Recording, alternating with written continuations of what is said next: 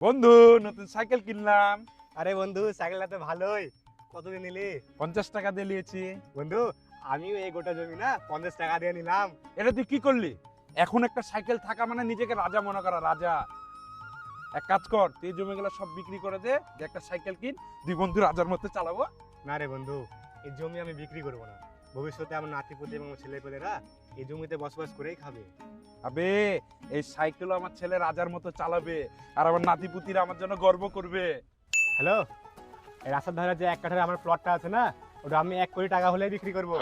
ভাই, কি বেচবেন 1 কোটি টাকায়? আর বলেন না ভাই, আমার দাদার রেখে যাওয়া জমি থেকে 1 কোটি টাকা দিয়ে একটা প্লট বিক্রি করছি।